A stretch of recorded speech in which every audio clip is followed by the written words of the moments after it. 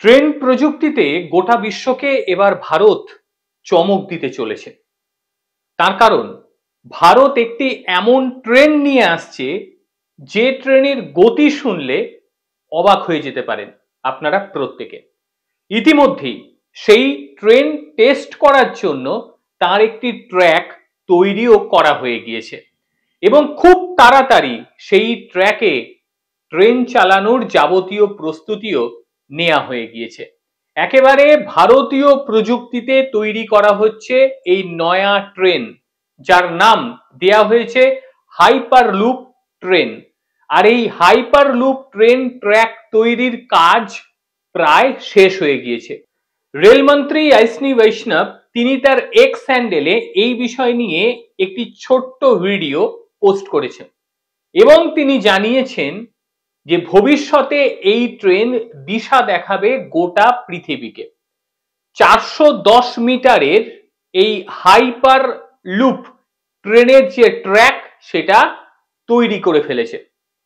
এই প্রসঙ্গে আপনাদের জানিয়ে রাখি, ইলন মাস্ক তিনি 2012 সালে এই বিষয়টি নিয়ে চিন্তা ভাবনা শুরু করেছিলেন, প্রকাশ্যে এনেছিলেন যে এই ধরনের একটি ট্রেন আনলে পরে গতি অনেকটাই বাড়তে পারে এবং তারই সঙ্গে খরচও কমবে।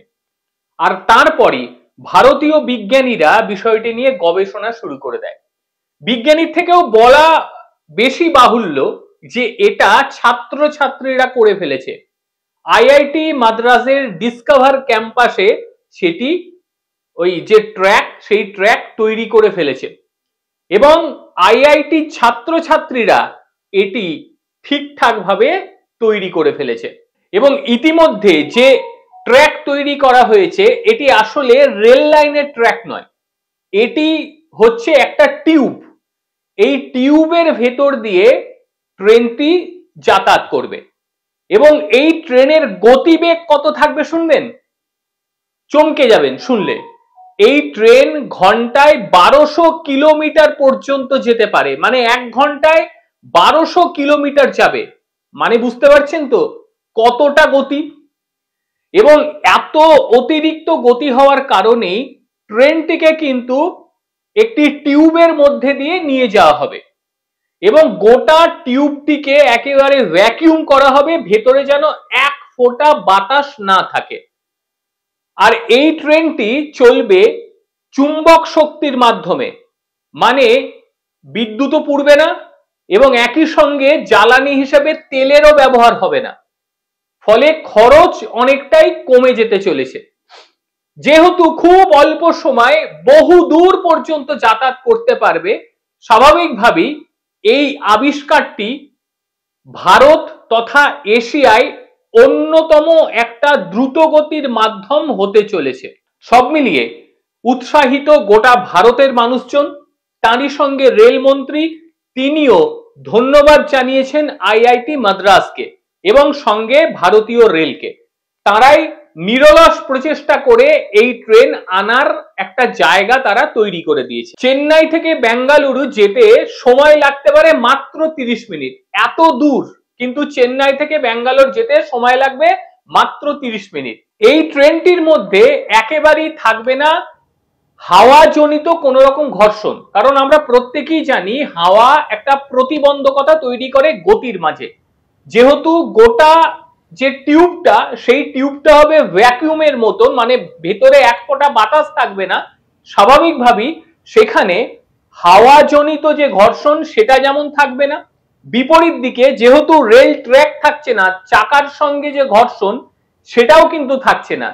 এইটা চলবে চুম্বকীয় শক্তির মাধ্যমে, মানে প্রায় হাওয়ার উপরেই দাঁড়িয়ে ট্রেনটি চলবে। আর এই ট্রেন যখন যাত্রী পরিবহনের মাধ্যম হিসেবে ভারতে চলবে তখন কতটা উন্নতি হতে চলেছে একবার ভেবে নিন। মানে বিমানের থেকেও দ্রুত গতির ট্রেন বানিয়ে দেখিয়ে দিল ভারতবর্ষ।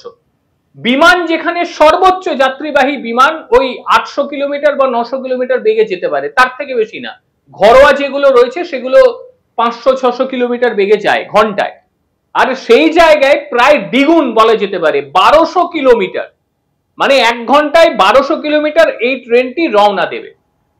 বিমানে যেহেতু খরচ অনেক বেশি, খরচ সাপেক্ষ, কিন্তু এখানে খরচ মিনিমাম হতে চলেছে, মানে যেটুকু শুনতে পারা যাচ্ছে যে নর্মাল ট্রেনের মতনই কিন্তু টিকিট হবে।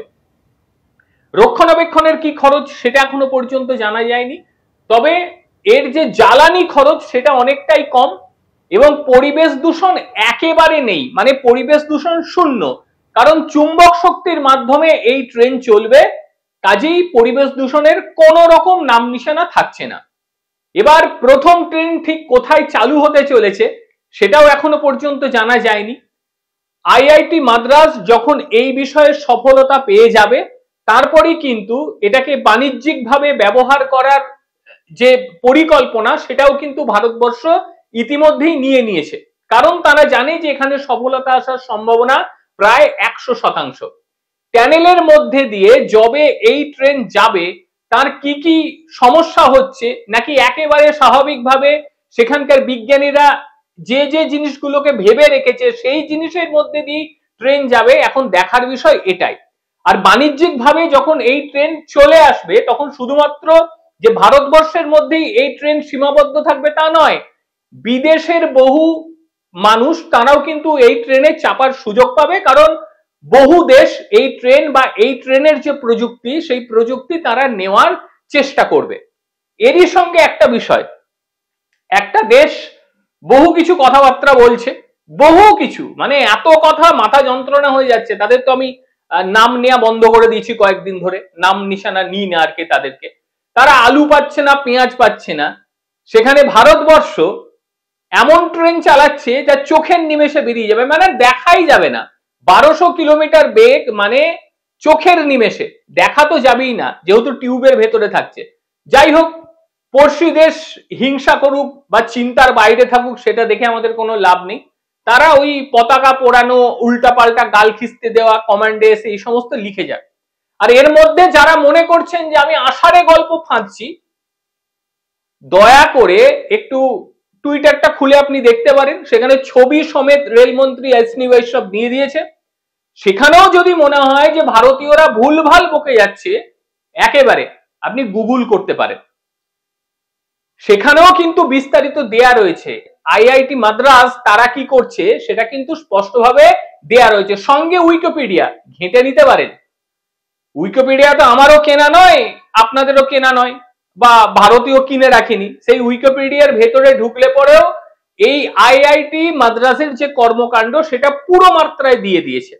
ভাবতে অবাক লাগে, বুঝলেন, মানে আটা নিয়ে মারপিট করে একটা দেশ, পেঁয়াজ না খেতে পেয়ে চিৎকার চেঁচামেচি করে একটা দেশ, পাগলের মতন ভারতের পতাকার উপরে কি বলবো পদচারণা করে আনন্দ পাওয়া একটা দেশ, আর কোথায় ভারতবর্ষ, যেখানে চাঁদে তারা পৌঁছে যাচ্ছে, বিশ্বের সবচেয়ে দ্রুতগতির ট্রেন আর কিছুদিনের মধ্যে চলে আসবে ট্র্যাকে, সেখানে আমরা এই স্বপ্ন দেখি, ভারতীয়রা আমরা এই স্বপ্ন দেখি যে স্বপ্ন ভবিষ্যতের মানুষের কাজে দেবে, আর পার্শ্ববর্তী দেশেরা এই স্বপ্ন দেখে কবে ভাঙচুর করব, কবে ভাঙবো, কবে আমরা প্রতিষ্ঠিত হব, কবে সবাইকে খুন করে দেবো, শেষ করে দেবো, আমরাই সবার আগে থাকবো। আরে মনুষ্য জাতি যদি না থাকে কিসের উন্নতি? আর ভারতবর্ষ সব সময় মানুষের উন্নতির স্বার্থে কাজ করে গিয়েছে। তবে হ্যাঁ, আমরা বিজ্ঞানী, আমরা ডাক্তার, এই রকম ভাব আছে বলে এটা ভাববেন না যে লেজে পা দিয়ে দেবো কখন কিছু বলবে না, শিক্ষিত মানুষ তো কিছু বলবে না, এটা ভাবাটা ভুল, কারণ মাথা বিগড়ালে পরে অনেক কিছুই করা যেতে পারে। ওই যেটা আপনাদের ওই তরোয়াল দিয়েও হবে না, বাঁশ দিয়েও হবে না, সেটা বুদ্ধি দিয়ে অনেক কিছুই করা যায়। কাজেই বাদ দিন, ওদের কথা বলে লাভ নেই। আর কয়েকটা দিন তারপরেই কিন্তু আমরা পেয়ে যাব এই ধরনের ট্রেন, যে ট্রেন 1200 কিলোমিটার বেগে ছুটবে। সেই দিনের অপেক্ষায় আমরা থাকলাম, আপনারাও অবশ্যই থাকবেন। আজকে এই পর্যন্ত, প্রত্যেকে ভালো থাকবেন, সুস্থ থাকবেন, আবারও দেখা হবে অন্য কোনো দিন অন্য কোনো ভিডিওতে। ততক্ষণের জন্য নমস্কার।